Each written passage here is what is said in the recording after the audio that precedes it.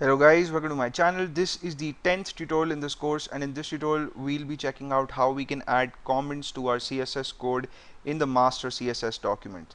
Right, so I've got two files here again, and one of these files has the .css extension, and this is my master document, and this is also the document in which I have my comments. So comments in CSS work pretty much the same way as they work in C++.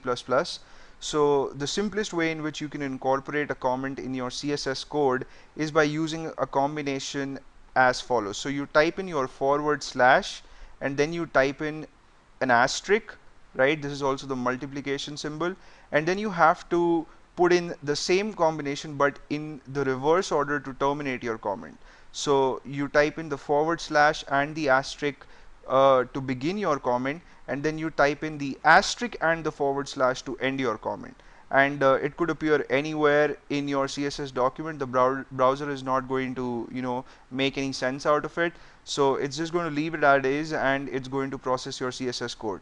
So I have an HTML file as well, which I'm going to use to show you that the browser doesn't mess with your comment. So in this document I have linked to the external style sheet, of course, and then within the body section I have an H1 level heading which has the text "do good and throw it in the river," and then I also have a paragraph that has the text "if God won't see it, the fish surely will." And in this document I have applied the following rules. So for the H1 level heading, I've changed the font style to italic, and I've changed the color to blue, and for the paragraph I've changed the background color of the paragraph to yellow. So I'll make sure both these files are saved, and I'll go to the folder in which I have this file. So I'll open the comments.html file to see this.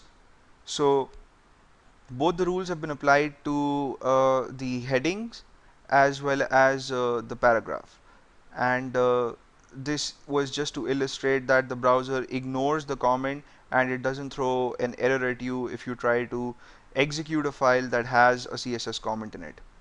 So that's it for this tutorial. I'm going to see you in the next video, in which we'll check out some more features of CSS, and you may subscribe to my channel if you haven't already. I'll see you in the next tutorial. Till then, take care.